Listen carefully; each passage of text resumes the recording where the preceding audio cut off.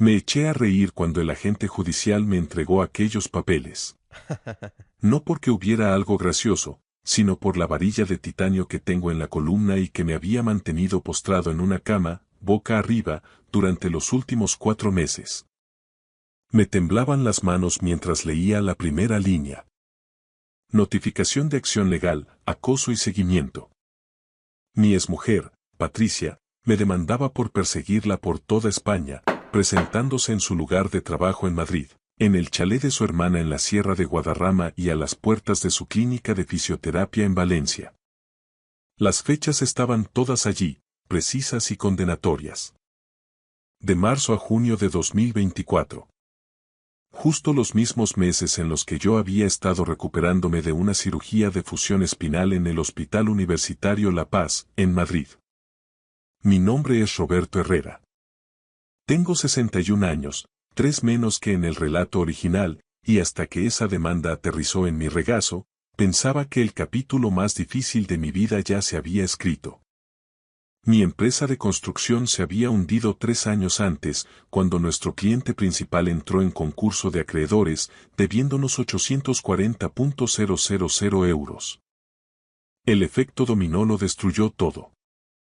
El negocio, nuestra casa en Pozuelo de Alarcón, mis 28 años de matrimonio con Patricia y, finalmente, mi salud. El estrés me había comprimido las vértebras de tal forma que, para el pasado febrero, apenas podía mantenerme en pie. La cirugía era la única opción. Pero esto es lo que hacía que la demanda fuera tan absurda que casi resultaba cómica. Durante cada una de las fechas en las que Patricia afirmaba que yo la había estado acosando, yo estaba en una cama de hospital en la 7ª planta de La Paz, incapaz de caminar más de 3 metros sin desplomarme. Mi cirujano, el Dr. Patel, había sido muy claro con los tiempos de recuperación. 12 semanas mínimo antes de intentar subir escaleras y 16 semanas antes de volver a conducir. La demanda llegó en la semana 17. Llamé de inmediato a mi abogado, Gabriel Chen, que se había encargado de mi proceso de quiebra y conocía toda la amarga historia de mi divorcio. Cuando le leí las alegaciones por teléfono, hubo una larga pausa. Roberto, en realidad estas son buenas noticias, dijo finalmente. ¿Buenas noticias? Mi exmujer me acusa de acoso criminal. Buenas noticias porque tienes pruebas irrefutables. No pudiste haberlo hecho. Los registros del hospital, las hojas de enfermería, las cámaras de seguridad. Estuviste monitorizado las 24 horas durante 4 meses. Este caso se desestimará en 5 minutos. Yo quería creerle, pero Gabriel no había visto lo que yo había encontrado en el sobre. Patricia había incluido 12 fotografías impresas a color. En cada una de ellas, un hombre que se parecía a mí de forma inquietante aparecía en segundo plano. Misma altura, alrededor de 1,85 metros, misma complexión, aunque yo había perdido peso durante la recuperación, las mismas entradas en el cabello canoso y las mismas gafas de montura fina que yo llevaba usando 15 años. En una foto tomada frente a un Starbucks en la Castellana, el hombre incluso llevaba una chaqueta azul marino idéntica a una que yo tenía. Tiene fotos, Gabriel. Alguien que es exactamente igual a mí. Hubo otra pausa. Envíamelas por correo. Nos ocuparemos de esto. Mientras tanto, empieza a documentar todo. Registros hospitalarios, lista de visitas, todo. Pasé esa tarde revisando mi móvil, cada mensaje de texto, cada registro de llamadas, cada correo desde febrero hasta junio. Mi hija, Amaya, me había visitado 2 veces por semana. Mi hijo, Miguel, había volado desde Londres una vez. Mi hermano, Tomás, venía cada domingo. Más allá de eso, mi círculo social durante esos meses consistía enteramente en enfermeros, fisioterapeutas y el anciano de la cama de al lado que veía concursos de televisión a todo volumen. La demanda exigía 200.000 euros en concepto de daños por angustia emocional y solicitaba una orden de alejamiento. La fecha del juicio se fijó para el 15 de agosto, a 6 semanas vista. La abogada de Patricia había presentado la demanda en Valencia, a 3 horas y media de mi piso en Madrid. Solo el viaje hasta allí sería una agonía para mi espalda. Aquella noche no pude dormir. No por el dolor, aunque había de sobra, sino por la absoluta injusticia de todo aquello. Patricia y yo tuvimos nuestros problemas, es cierto, el fracaso del negocio lo envenenó todo entre nosotros. Ella me culpaba por no tener mejores contratos, por confiar en la gente equivocada y por perder la vida cómoda a la que se había acostumbrado. Para cuando pidió el divorcio, apenas podíamos estar en la misma habitación. Pero acoso. Seguimiento. Ese no era yo. Nunca lo había sido. Saqué una lupa y volví a examinar las fotos. En la toma del Starbucks de Madrid, el rostro del hombre era parcialmente visible de perfil. El parecido era asombroso. Misma nariz, misma mandíbula. Pero algo no encajaba. La forma en que estaba de pie, con los hombros ligeramente encorvados hacia adelante. Yo había pasado meses en rehabilitación aprendiendo a mantenerme erguido para proteger mi columna. La postura de ese hombre estaba mal. Mañana contactaré con el Departamento de Archivos de La Paz. Conseguir copias de todo me llevó 3 días y el pago de las tasas administrativas correspondientes, pero valió la pena. Eran 416 páginas que documentaban cada minuto de mi estancia hospitalaria. Ingreso el 12 de febrero a las 6 de la mañana, una cirugía de 9 horas, complicaciones postoperatorias con una infección que requirió una estancia prolongada en la UCI, traslado a la planta de recuperación el 28 de febrero y el alta el 8 de junio, exactamente 117 días después del ingreso. Los registros de enfermería eran especialmente detallados. Cada 4 horas, un enfermero comprobaba mis constantes vitales, registraba la medicación y las comidas. Estuve con goteo de morfina las primeras 3 semanas, no pude caminar al baño sin ayuda durante 6 semanas y no salí de la planta del hospital hasta la semana 14, cuando me bajaron en silla de ruedas para un TAC. Gabriel revisó todo y programó una llamada con la abogada de Patricia, una mujer llamada Judith Belmonte. Escuché por el altavoz mientras Gabriel exponía nuestra defensa. Señora Belmonte, mi cliente estuvo hospitalizado durante todas las fechas mencionadas en su demanda. Tenemos registros médicos exhaustivos que demuestran que era físicamente incapaz de estar en Madrid, la Sierra o Valencia durante esos meses. La voz de Judith era cortante. Señor Chen, tenemos pruebas fotográficas y testimonios de testigos oculares. 6 personas distintas confirmaron haber visto al señor Herrera en esos lugares. 6 personas identificaron a alguien que se parecía a mi cliente. Hay una diferencia significativa, replicó Gabriel. Las fotografías son bastante claras, dijo ella. Y debería mencionar que también tenemos registros de llamadas telefónicas inquietantes a mi cliente durante este periodo. Llamadas desde el número de móvil del señor Herrera. Se me cayó el alma a los pies. Había llamado a Patricia exactamente 2 veces durante mi estancia en el hospital. Una para informarle de la cirugía y otra para decirle que había sobrevivido. Ambas conversaciones duraron menos de 2 minutos y fueron puramente informativas. ¿Qué llamadas?, pregunté, rompiendo mi silencio. Señor Herrera, qué placer escucharle, dijo Judith con un tono cargado de sarcasmo. Mi cliente recibió 17 llamadas desde su número entre marzo y junio. Sabiamente, ella decidió no contestar ninguna. Sus mensajes de voz eran perturbadores. Eso es imposible. Compruebe los registros telefónicos, dije. Hice 2 llamadas a Patricia en 4 meses. Tenemos sus registros telefónicos, señor Herrera. Cuentan una historia muy diferente. Tras terminar la llamada, Gabriel parecía preocupado. Necesitamos conseguir tus registros de Movistar de inmediato y tenemos que averiguar quién es ese doble. ¿Me crees, verdad? ¿Crees que no hice esas llamadas? Pregunté. Creo en los registros del hospital, pero alguien se tomó muchas molestias para que pareciera que fuiste tú, respondió. Esto no es un acoso aleatorio. Es un ataque dirigido. Solicité mis registros de llamadas esa misma. Mientras esperaba a que llegaran, empecé a pensar en quién querría incriminarme. La quiebra de la empresa había generado muchos enemigos. Subcontratistas que perdieron dinero, proveedores con deudas impagadas, incluso antiguos empleados que se quedaron en el paro. Pero habían pasado 3 años.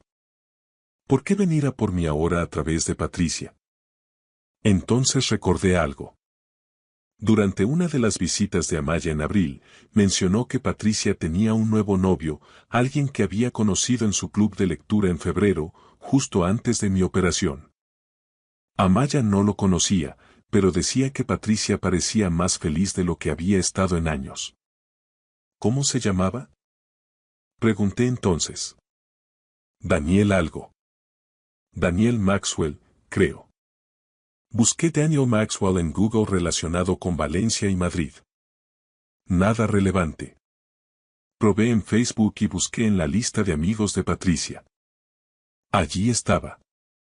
Daniel Maxwell.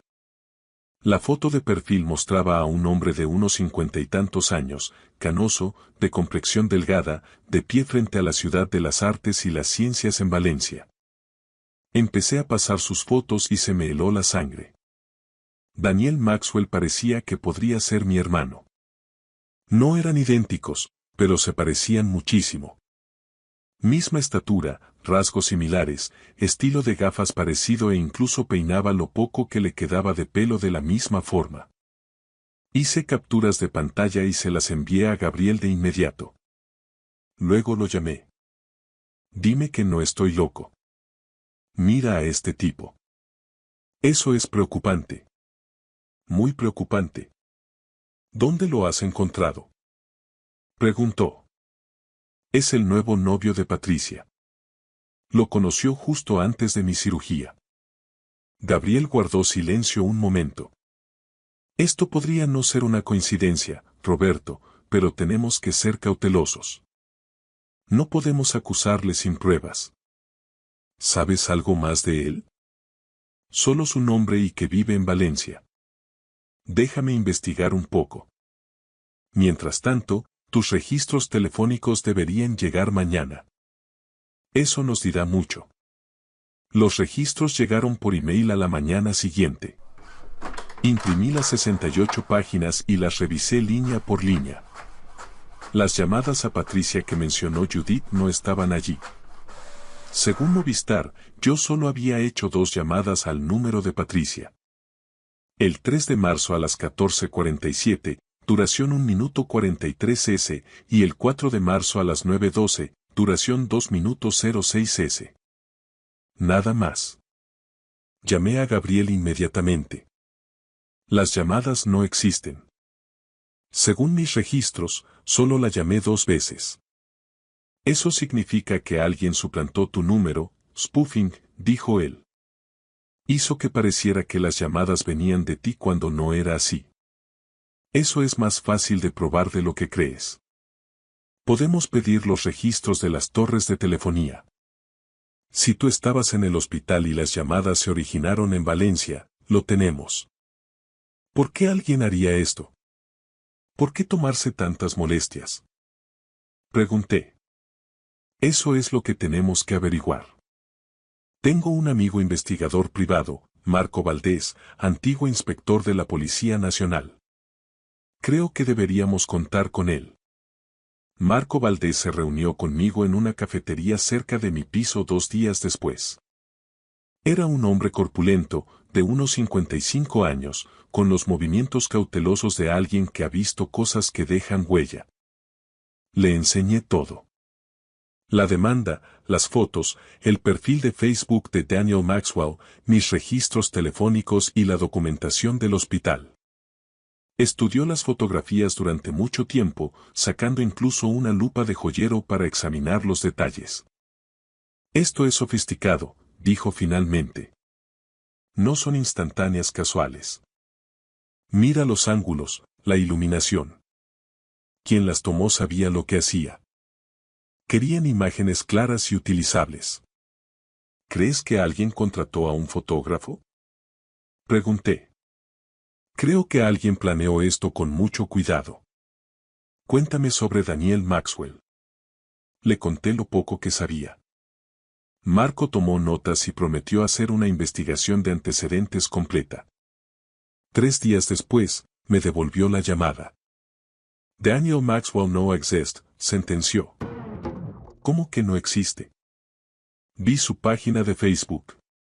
Viste una página creada hace 11 meses. La foto de perfil es una imagen de archivo de una agencia de modelos de Madrid. Las otras fotos están robadas de varias cuentas de redes sociales. Daniel Maxwell es una identidad falsa. Me dio vueltas la cabeza. Entonces, ¿quién es él? ¿Con quién está saliendo Patricia? Esa es la pregunta interesante.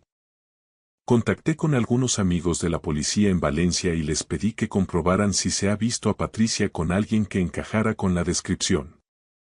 Encontraron algo. Un hombre llamado Kevin Durán, de 58 años, con antecedentes. 2 cargos previos por acoso en Barcelona. Ambos casos se cerraron con acuerdos extrajudiciales. Se mudó a la Comunidad Valenciana el año pasado. Madre mía. Patricia está saliendo con un acosador. Eso parece. Y escucha esto. Durán no se parece en nada al tipo de las fotos ni a ti, continuó Marco. Mide 1,70, es de complexión fuerte, tiene mucho pelo oscuro. Pero tiene experiencia en vigilancia, acoso y manipulación de situaciones. Las piezas empezaron a encajar, pero la imagen que formaban no tenía sentido. ¿Por qué me incriminaría a mí por acosar a Patricia si él es quien sale con ella? Pregunté. Marco se reclinó en su silla. Quizá ella no sepa lo que él está haciendo.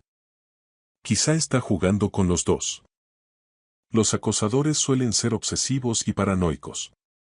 Ven amenazas en todas partes. Tú eres el exmarido.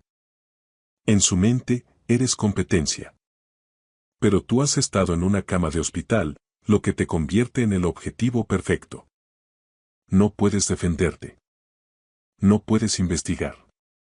Probablemente pensó que simplemente aceptarías un acuerdo, le pagarías el dinero y desaparecerías de su vida para siempre. Tenemos que decírselo a Patricia. Tiene que saber con qué clase de persona está. Todavía no, dijo Marco. Si le alertamos, desaparecerá. Lo que necesitamos es una prueba de que él es el de las fotos. Y creo que sé cómo conseguirla. El plan de Marco era sencillo pero arriesgado. Quería vigilar a Kevin Durán para ver si daba otro paso. Mientras tanto, Gabriel presentó nuestra respuesta a la demanda, incluyendo todos mis registros hospitalarios y las discrepancias en los registros telefónicos. También solicitó una moción para obtener los datos de las torres de telefonía de las supuestas llamadas a Patricia. La respuesta claramente les puso nerviosos. Judith Belmonte llamó a Gabriel 2 días después solicitando una reunión. Nos reunimos en su despacho en Valencia, una torre de cristal con vistas al puerto. Patricia estaba allí, parecía más vieja de lo que recordaba, más endurecida de alguna forma. Judith se sentó a su lado. Y al otro lado de la mesa, un hombre al que nunca había visto antes. 1,70 metros, fuerte, pelo oscuro. Kevin Durán. Este es el compañero de mi cliente, el Sr. Durán, dijo Judith. La ha estado apoyando durante este difícil momento. Mantuve mi rostro neutral, pero el corazón me iba a 1000 por hora.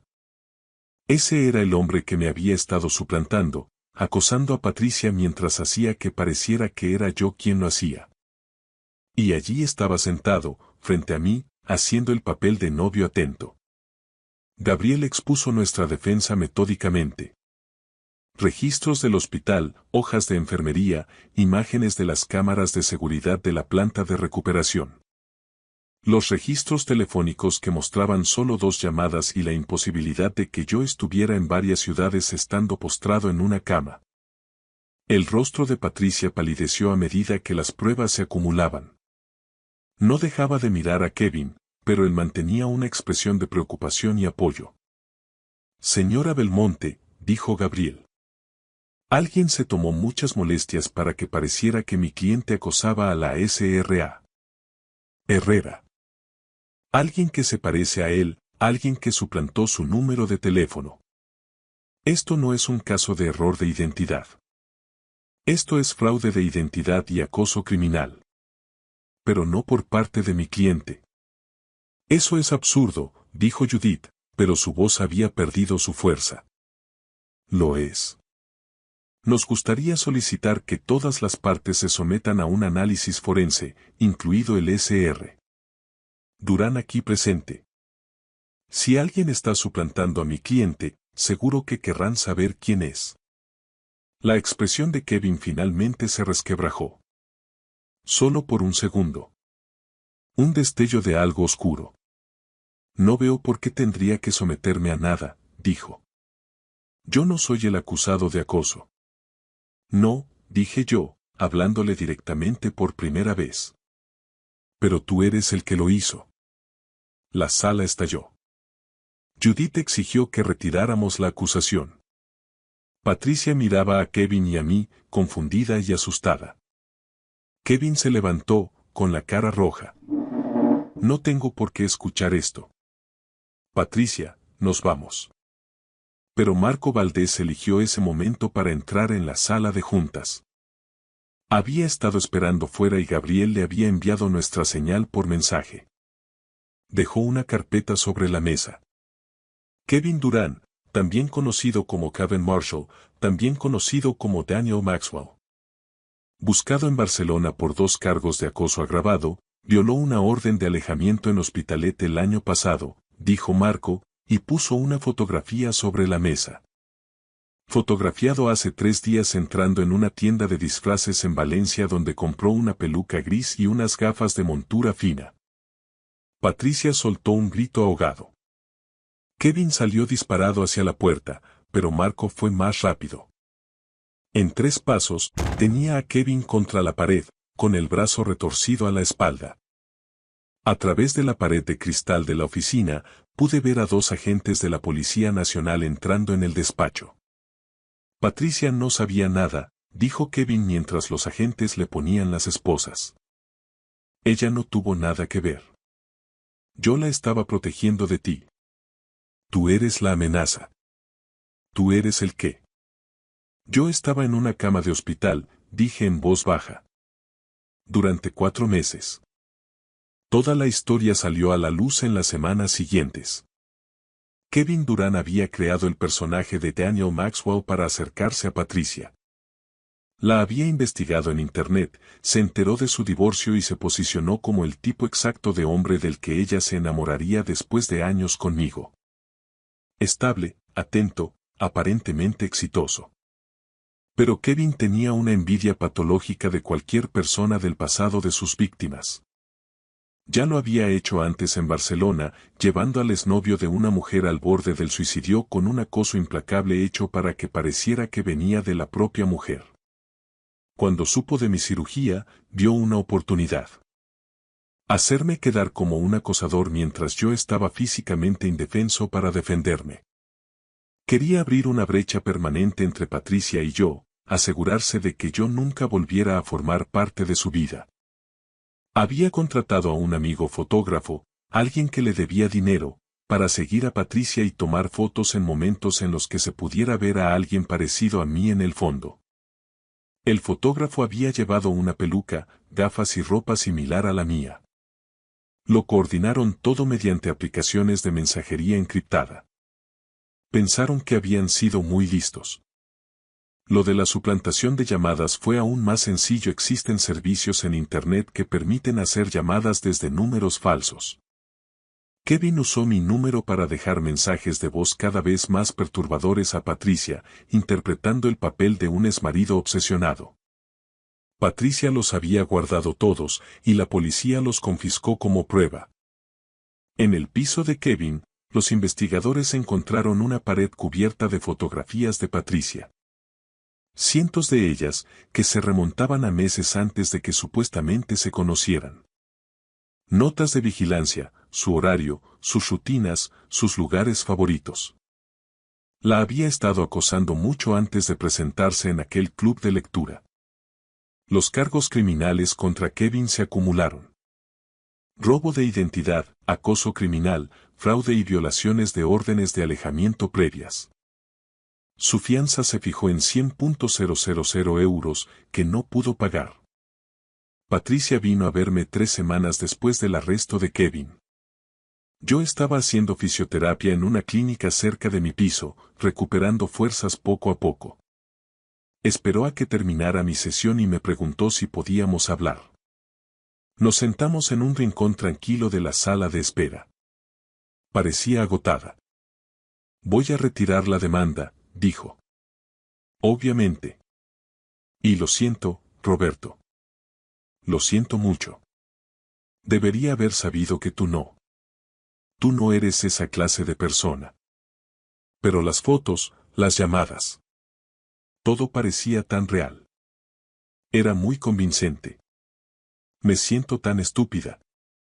Él sabía exactamente qué decir, lo que yo quería oír, y mientras tanto él estaba. A pesar de todo, empezó a llorar. Sentí lástima por ella. Había sido manipulada tanto como yo, o quizá más. Patricia, esto no fue culpa tuya, le dije. Él ya ha hecho esto antes. Es un profesional de la manipulación. La policía dice que te estuvo vigilando durante meses antes de conoceros. Meses, Roberto. Aprendiéndolo todo sobre mí, planeándolo todo. Es una violación de mi intimidad tan grande. Hablamos durante 1 hora. Realmente hablamos, por primera vez en años. Me contó el miedo que había sentido pensando que yo la seguía, la forma en que eso la hizo sentirse insegura en su propia ciudad. Yo le conté la traición de ser acusado mientras yacía indefenso en una cama de hospital, incapaz de defenderme. ¿Qué va a pasar con él?, preguntó. Gabriel dice que se enfrenta a una pena de prisión seria, respondí. Entre las violaciones previas y lo que hizo aquí, probablemente de 8 a 10 años. Ella asintió lentamente. Bien. Eso está bien. La gente debería estar protegida de personas como él. La demanda se retiró formalmente en septiembre. Gabriel presentó una contrademanda contra Kevin por difamación, robo de identidad y angustia emocional. Probablemente nunca veamos un euro de eso, pero constará en su expediente. Patricia se mudó temporalmente al chalet de su hermana en la sierra. Necesitaba espacio lejos de Valencia y de todos los recuerdos de allí. Ahora intercambiamos mensajes ocasionales. Nada profundo, solo para saber cómo estamos. El matrimonio se acabó y seguirá así, pero ya no somos enemigos. Sobrevivimos a algo juntos, aunque no supiéramos que estábamos en ello al mismo tiempo. Mi espalda está mejorando poco a poco. Ya camino 40 minutos al día y empiezo a pensar en lo que viene ahora. Quizá dar clases de gestión de proyectos de construcción en una escuela técnica, algo que use mi experiencia sin destrozar lo que queda de mi columna. Toda esta experiencia me enseñó algo importante que ojalá hubiera entendido hace años. Cuando alguien intenta destruir tu reputación, puede que la verdad no sea obvia para los demás de inmediato, pero es tu arma más poderosa. La documentación, las pruebas, los hechos. Estas cosas importan más que las emociones o las suposiciones. Patricia creyó a Kevin porque él le dio algo que parecía verdad, pero que algo parezca verdad no es lo mismo que sea verdad. También aprendí que los depredadores como Kevin cuentan con que sus víctimas estén aisladas y sean incapaces de defenderse. Me eligió como objetivo porque estaba en una cama de hospital, porque pensó que no tendría poder. Lo que no tuvo en cuenta fue que, incluso desde esa cama, yo aún podía reunir pruebas, aún podía construir una defensa y aún podía encontrar a personas como Gabriel y Marco que creían en la verdad. Y esto es algo que les digo a los jóvenes ahora cuando tengo oportunidad. La tecnología puede usarse como arma contra ti. Tu número puede ser suplantado, tus fotos manipuladas, tu identidad robada. Pero esa misma tecnología también crea registros, rastros digitales, señales de torres de telefonía y marcas de tiempo que no mienten. En mi caso, el sistema de monitorización electrónica del hospital, los registros del móvil, las cámaras de seguridad. Todo eso me salvó. La era digital hace que ciertos tipos de acoso sean más fáciles, pero también hace que la verdad sea más difícil de ocultar. Sigo reconstruyendo mi vida a los 61 años, sigo recuperándome y procesando lo que pasó, pero estoy aquí. Soy libre y mi nombre está limpio. Kevin Durant se enfrenta a la justicia y Patricia está a salvo de él. A veces el sistema funciona, pero solo si luchas por ti mismo, lo documentas todo y te niegas a aceptar acusaciones falsas, por muy convincentes que les parezcan a los demás. La verdad tiene un peso que las mentiras no pueden igualar no a largo plazo. Solo tienes que ser lo suficientemente fuerte para aguantar hasta que ese peso incline la balanza a tu favor. Y esa varilla de titanio en mi espalda es un recordatorio permanente de que, incluso cuando la vida te rompe, con el apoyo adecuado y el tiempo suficiente, puedes ser lo suficientemente fuerte como para volver a ponerte de pie. Gracias por escuchar mi historia hasta el final. Si resonó contigo, dale like, escribe en los comentarios qué fue lo que más te tocó y no olvides decir de dónde eres. Suscríbete al canal, vienen muchas más historias. Conducía por la Gran Vía madrileña cuando vi a mi hija mendigando, apretando a mi nieta contra su pecho entre el rugido de los motores y el calor asfixiante del asfalto. Sus ojos, cargados de un terror que no reconocí, me suplicaron en un susurro. Papá, vete, por favor. Nos están vigilando. Fue en ese preciso instante cuando comprendí que su marido y esa víbora de su suegra habían orquestado todo este infierno. Solo alcancé a decirle. No te preocupes. Déjamelo a mí. Lo que aún no sospechaba era hasta qué punto llegaba su maldad. No se habían limitado a robarle su patrimonio. La habían acorralado, cazado y empujado hasta el abismo, pero yo me iba a encargar de que pagaran por cada lágrima. Me llamo Tomás García, y a mis 66 años he aprendido que, a veces, el silencio no es solo prudencia, es supervivencia. Eso era lo que buscaba aquella tarde de junio mientras salía del Hospital Universitario La Paz. Las palabras del cardiólogo aún resonaban en mi cabeza. Tomás, su tensión se dispara cuando se altera. Necesita evitar el estrés a toda costa. Apagué el aire acondicionado a pesar de los casi 40 grados que asolaban Madrid a veces. La incomodidad física ayuda a despejar la mente mejor que cualquier lujo. El tráfico estaba colapsado en el nudo de Plaza Elíptica. Me detuve ante el semáforo en rojo, con las manos apoyadas en el volante, dejando que la mente vagara sin rumbo fijo. Fue entonces cuando la vi. Una mujer se movía entre los coches, delgada y con la ropa hecha jirones. Sus prendas estaban manchadas y rotas, y caminaba descalza sobre el asfalto ardiente, lo suficientemente caliente como para quemar la piel al contacto. Llevaba a un bebé sujeto al pecho, una criatura diminuta de mejillas pálidas cuya cabecita colgaba débilmente contra su hombro. Pasaba de ventanilla en ventanilla, contando las monedas de céntimo en su palma con una urgencia desesperada. No era el conteo casual de quien busca completar para un capricho, sino el frenesí de alguien cuyo próximo plato de comida depende de cada moneda de cobre. Debería haber apartado la mirada. Madrid está lleno de gente pidiendo ayuda en las intersecciones, pero algo me obligó a mirar más de cerca. Ella se agachó para recoger una moneda que se le había caído y entonces vi su rostro con total claridad. El corazón se me detuvo. Era Lucía, mi hija. Mi Lucía. El nombre estalló en mi garganta y abrí la puerta del coche de un golpe. Ella levantó la vista y sus ojos se abrieron de par en par, no con alivio, sino con puro pánico. Papá, no. No puedes estar aquí. Tienes que irte.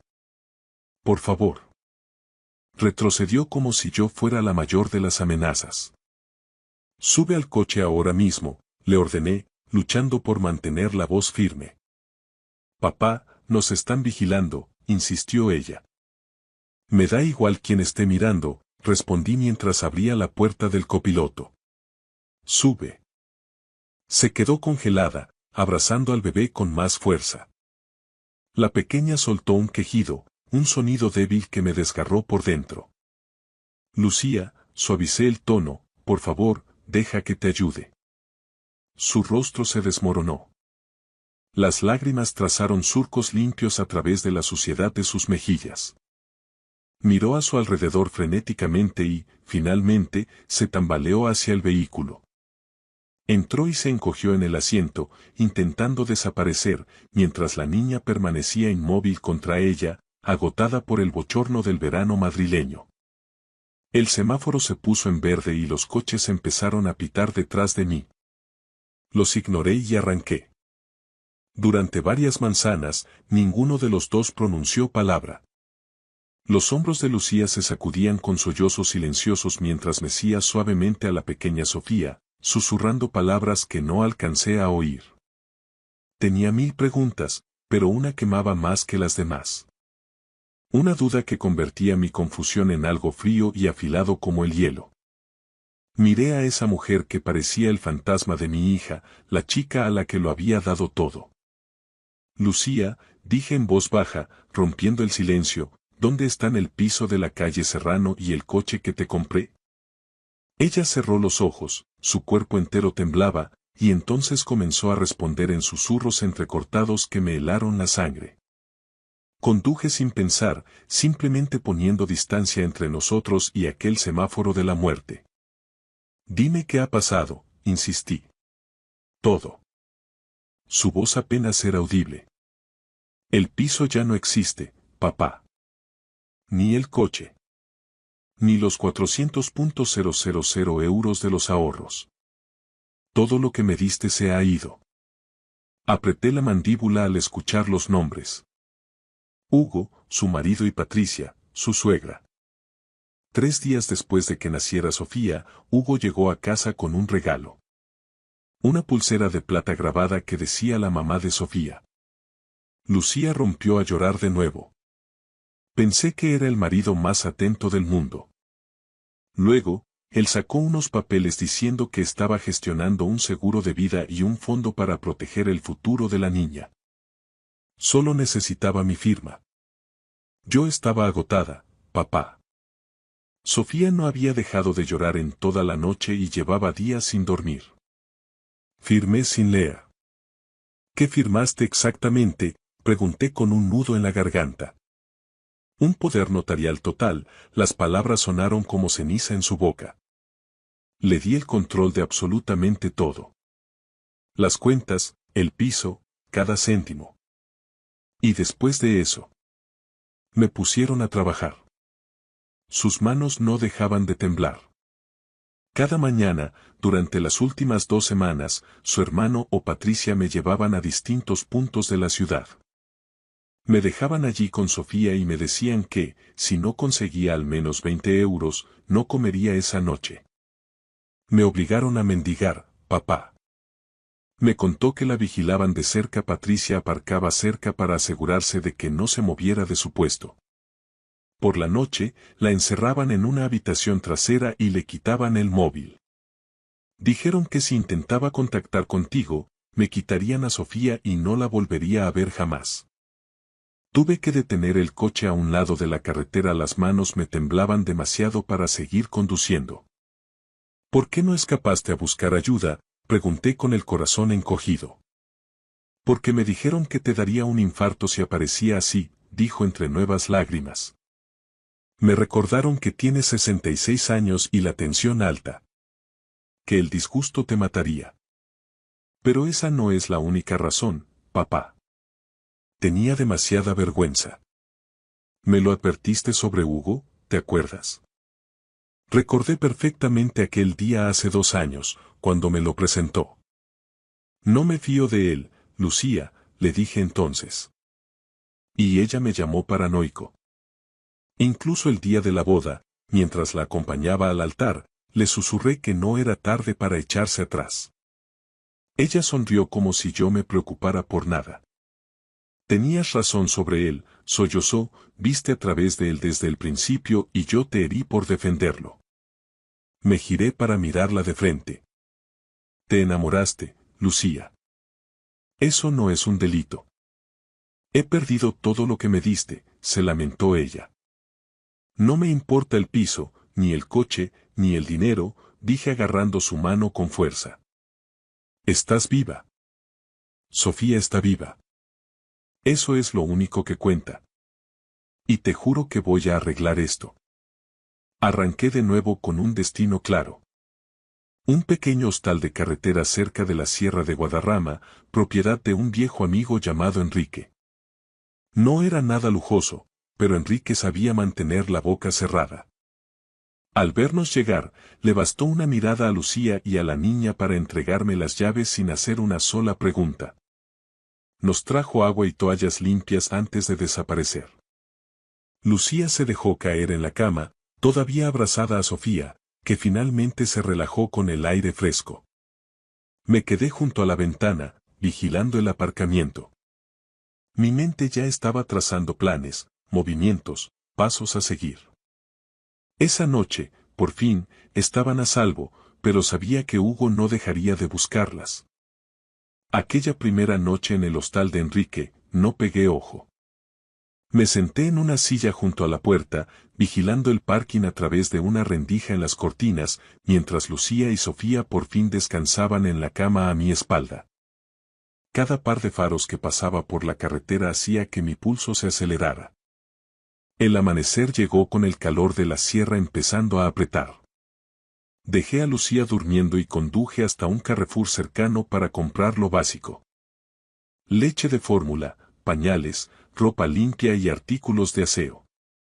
Cuando regresé, Lucía ya estaba despierta alimentando a Sofía con un biberón que Enrique había conseguido de algún sitio.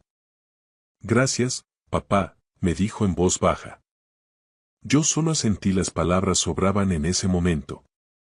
El segundo día transcurrió en una calma tensa. Lucía se duchó por primera vez en semanas. Yo cuidaba de Sofía mientras ella dormía. Después la pequeña por fin parecía tranquila, el rojo de sus mejillas por el sol había desaparecido y su respiración era suave. Pasé esas horas pensando y planeando.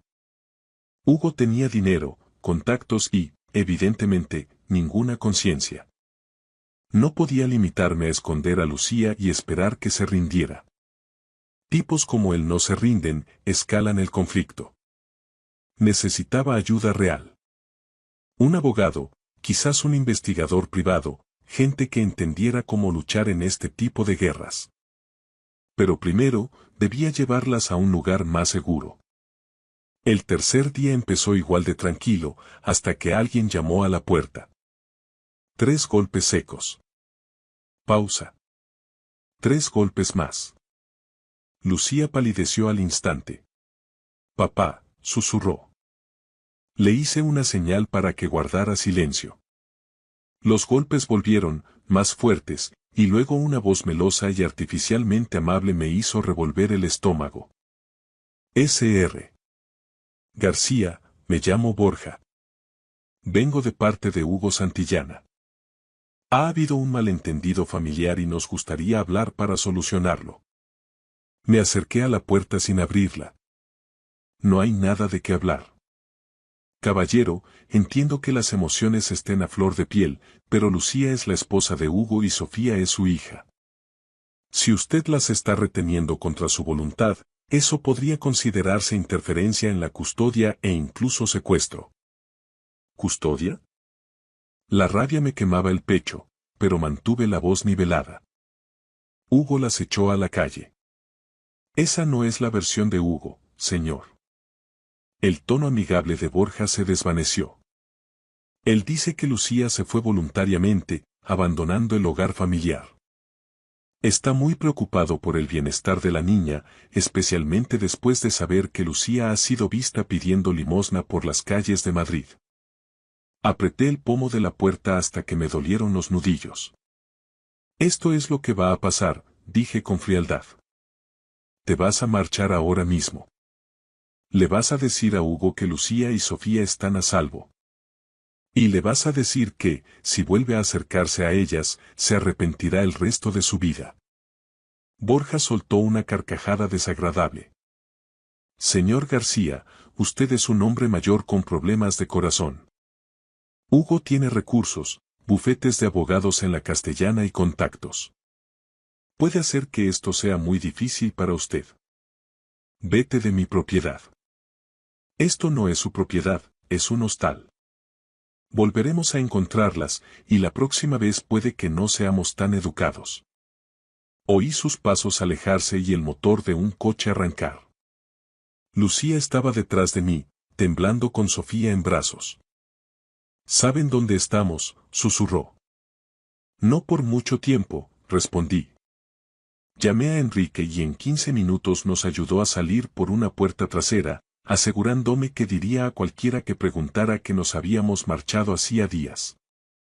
Mientras subía a Lucía y a la pequeña al coche, mi mente ya trabajaba en el siguiente paso.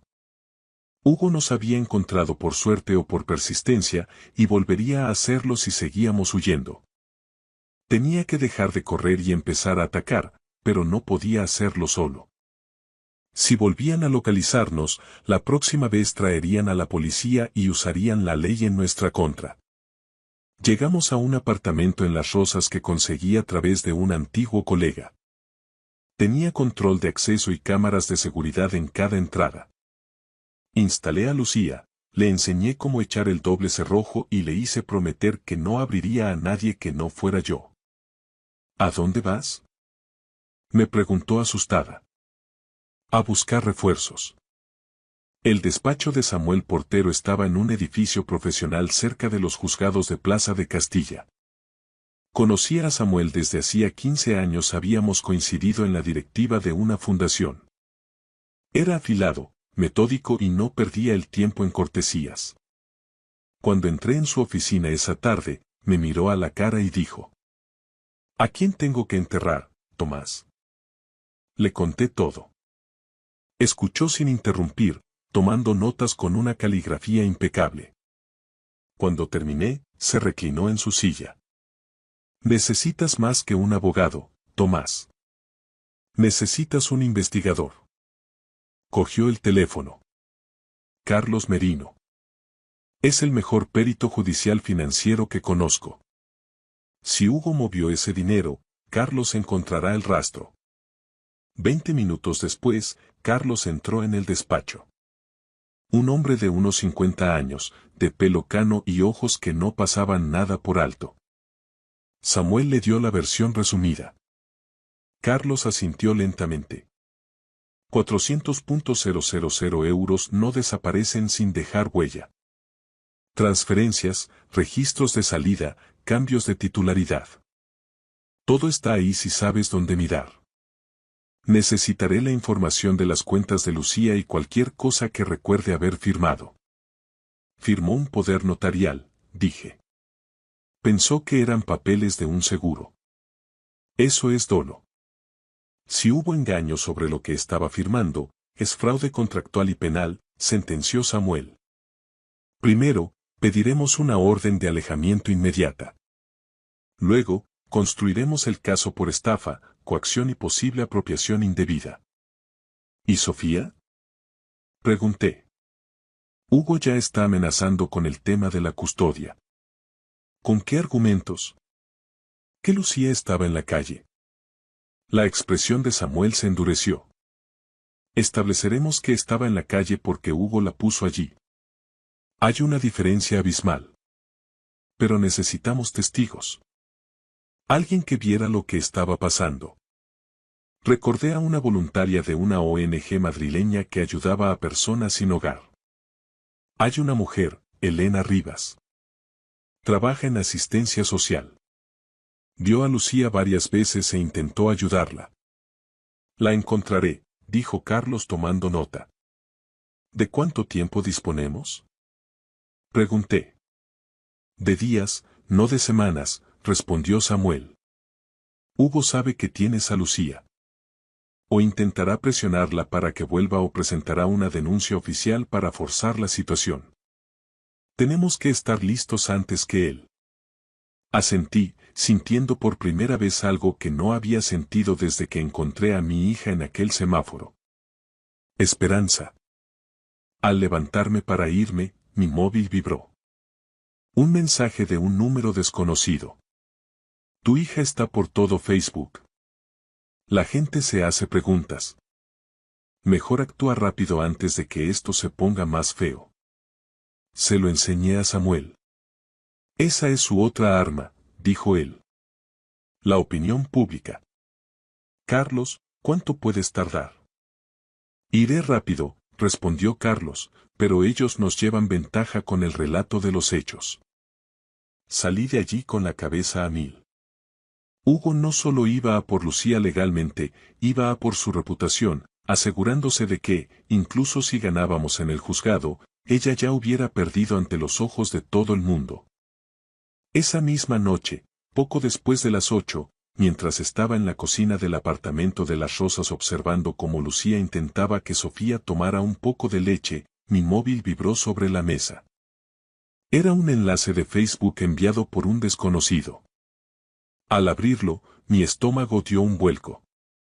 El video, grabado desde la ventanilla de un coche, mostraba a Lucía en el nudo de Plaza Elíptica, bajo un sol abrasador, con la pequeña Sofía llorando en sus brazos. Lucía se veía demacrada, con la mirada perdida por el agotamiento. El pie de foto escrito por Hugo decía: Esta es mi esposa, Lucía Santillana. Abandonó a nuestra familia, se llevó a nuestra hija y desapareció. No está bien mentalmente y rechaza cualquier ayuda. Si la ven, avísenme. Solo quiero que mi bebé vuelva a casa sana y salva. En apenas 2 horas, el video ya tenía más de 15.000 reproducciones. Los comentarios eran despiadados.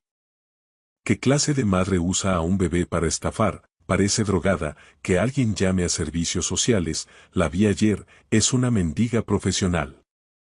Y coronando la lista, un comentario de Patricia, su suegra. Hemos intentado ayudarla tanto. Está así desde que nació Sofía. Le dimos todo, pero nos rechazó. Ahora pone en peligro a la niña, rezo para que reciba ayuda. Cientos de personas apoyaban sus mentiras. Lucía se acercó y, antes de que pudiera evitarlo, tomó el teléfono. Vio el video y leyó las palabras de odio. Dicen que soy un monstruo. Que uso a mi hija por dinero, susurró con la voz rota antes de romper a llorar desconsoladamente. La gente le cree a él, papá. Creen que soy una mala madre. Llamé a Samuel de inmediato. Lo he visto, Tomás, me dijo antes de que pudiera hablar. Tenemos que responder, Samuel, hay que contar la verdad, exigí. Pero su respuesta fue tajante, no. Si respondes ahora, parecerás desesperado. Hugo quiere que pelees en público porque controla el relato. Deja que sigan publicando. Cada mentira de Patricia y cada post de Hugo son pruebas de su coordinación. Deja que piensen que están ganando. Cuando llegue el momento de ir a juicio, usaremos sus propias palabras para enterrarlos. Odiaba quedarme de brazos cruzados, pero confiaba en él. Pasé la noche en vela, vigilando la puerta y viendo cómo el contador de visitas subía. 31.000 a medianoche, 50.000 al amanecer. Sabía que el siguiente movimiento de Hugo no sería digital, vendría en persona. Y así fue. A las 9 de la noche siguiente, 3 golpes secos resonaron en la puerta. Miré por la mirilla. Era Mario, el hermano de Hugo. Sr. García, tenemos que hablar, dijo con una calma gélida. no abrí. Se ha llevado a la hija de Hugo, eso es secuestro en este país, continuó él. Y usted es un hombre mayor interfiriendo en asuntos de custodia. Es peligroso. Ha tenido problemas de corazón, ¿verdad? El estrés no es bueno a su edad. Los infartos ocurren, incluso a quienes se creen cuidadosos. Piense en su salud, porque si a usted le pasa algo, Lucía se quedará sola y Sofía volverá a donde pertenece. Cuando se marchó, mi pulso martilleaba en mis sienes. Media hora después, llamó Carlos Merino, el investigador. Siéntate, Tomás. He entrado en los registros financieros de Lucía. Lo que me contó me dejó helado.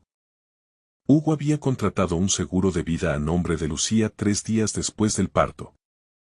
La indemnización era de 500.000 euros y el único beneficiario era él. Pero había más. Los datos del GPS de Patricia confirmaban que estuvo en Plaza Elíptica todos los días, vigilando cómo Lucía mendigaba. Y Carlos encontró mensajes entre Hugo y Borja. Hugo le pagaba 500 euros a la semana para asegurarse de que Lucía no fuera a un refugio y se mantuviera visible en la calle. No solo querían el dinero, Tomás, dijo Carlos con voz sombría. Querían que Lucía colapsara bajo el sol. Esperaban un accidente, un golpe de calor, cualquier cosa. Si ella moría, Hugo cobraba el $500,000 del seguro además de todo lo que ya le robó. Esto no era solo un robo, era un intento de asesinato por negligencia. Miré a Lucía, que dormía plácidamente en el sofá, ignorando que el hombre que juró amarla había puesto precio a su vida.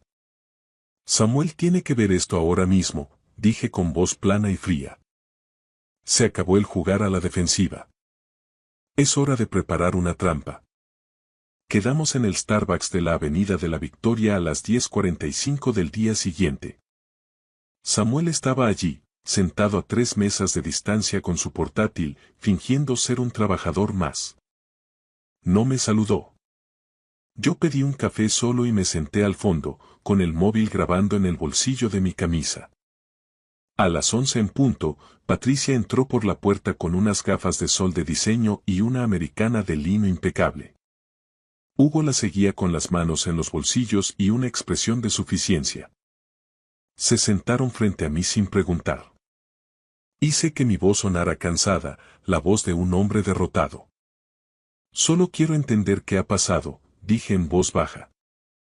Patricia se inclinó hacia adelante, con un tono que chorreaba una falsa compasión. Lucía lleva mucho tiempo mal, Tomás. No está bien de la cabeza. Necesita ayuda profesional. ¿Y qué hay del piso que le compré? Pregunté. ¿Esa vivienda de 700.000 euros en el centro? ¿Dónde está ahora? Patricia no pestañeó. Eso ahora es patrimonio familiar.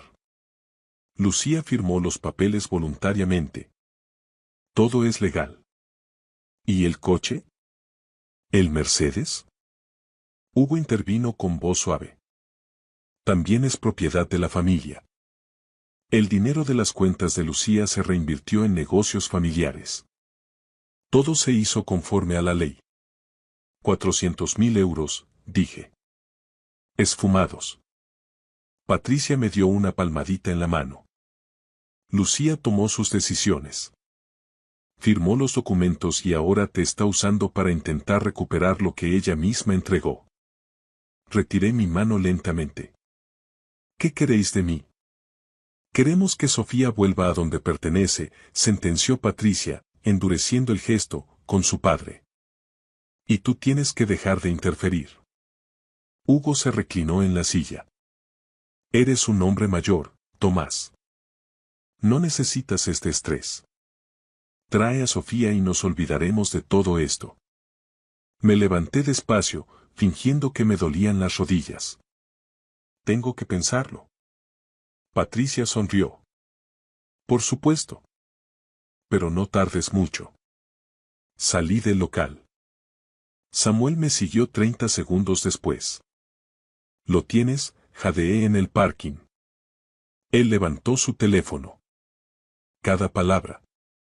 Patricia admitiendo que el piso es patrimonio familiar y Hugo reconociendo el uso de los 400.000 euros. Todo. En ese momento, mi móvil vibró. Era un mensaje de Carlos.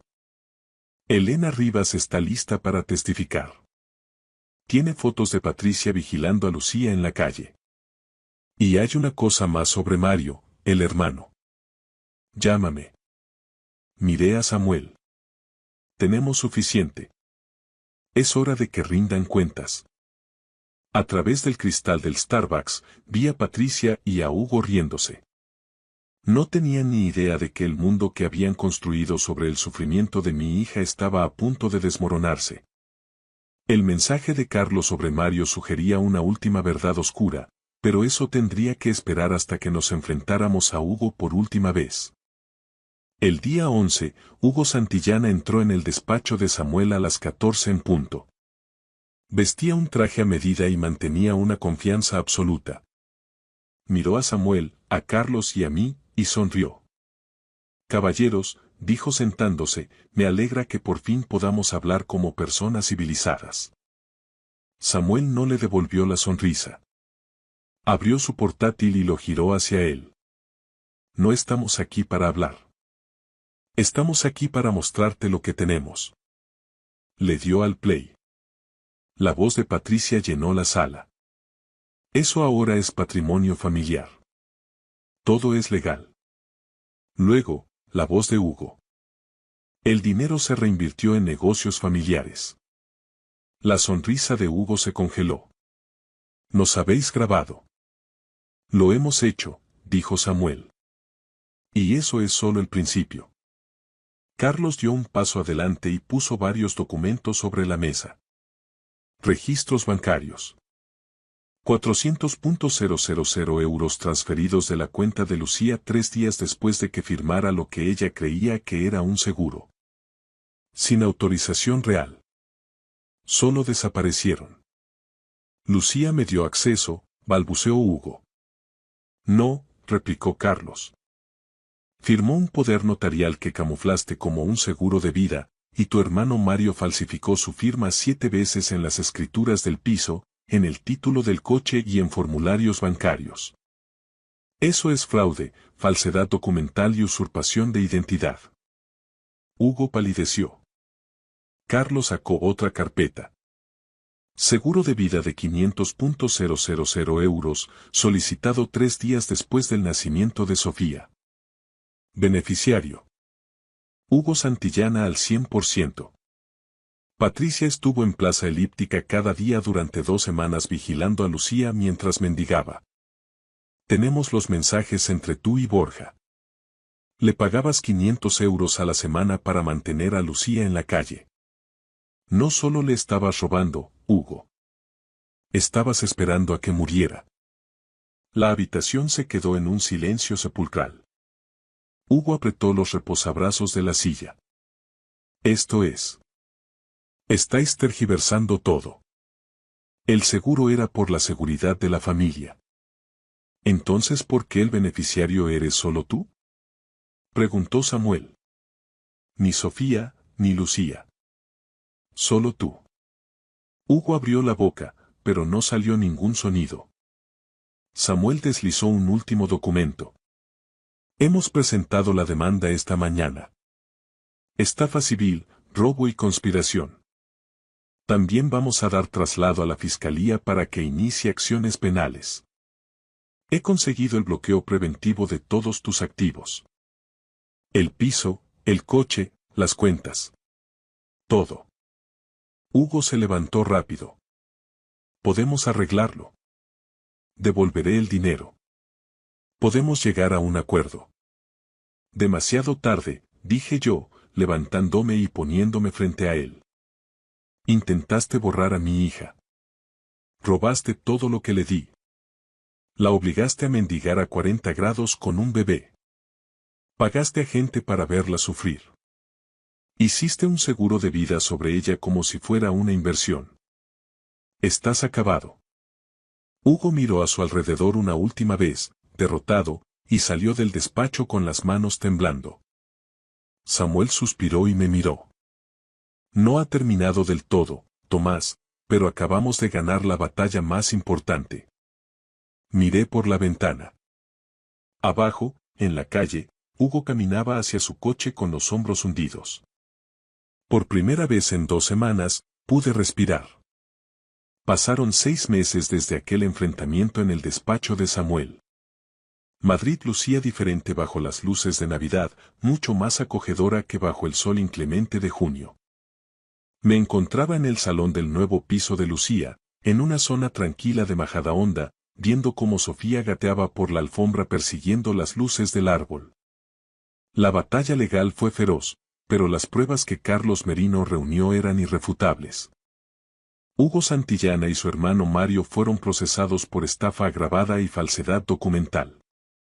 El juez dictó una sentencia ejemplar. Hugo fue condenado a 5 años de prisión y Mario a 3. Pero lo más importante fue que el tribunal declaró nulo el poder notarial por haber sido obtenido mediante dolo y coacción. Lucía recuperó la titularidad del piso de la calle Serrano, aunque decidió venderlo de inmediato. Demasiados fantasmas, papá, me dijo. Con el dinero de la venta y los 400.000 euros recuperados de las cuentas que Hugo había intentado ocultar, empezó de cero. Patricia, la suegra, no terminó en la cárcel debido a su edad, pero fue condenada a pagar una indemnización astronómica y tiene una orden de alejamiento permanente tanto de Lucía como de Sofía. El video que subieron a Facebook se convirtió en su propia tumba social. Ahora todo el mundo conocía su verdadera cara.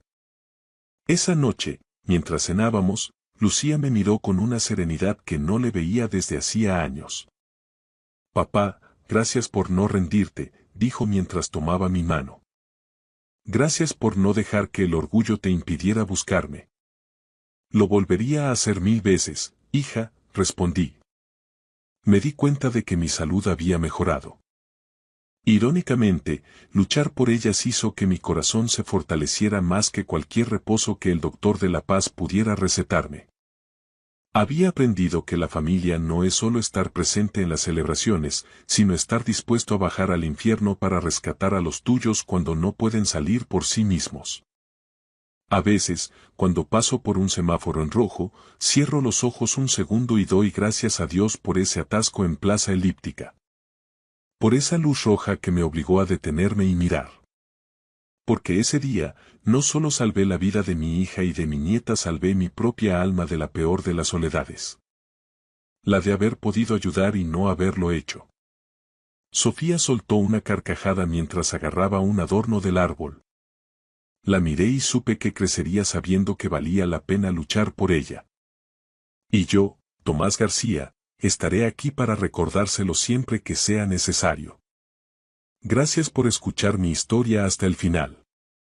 Si resonó contigo, dale like, escribe en los comentarios qué fue lo que más te tocó y no olvides decir de dónde eres. Suscríbete al canal, vienen muchas más historias.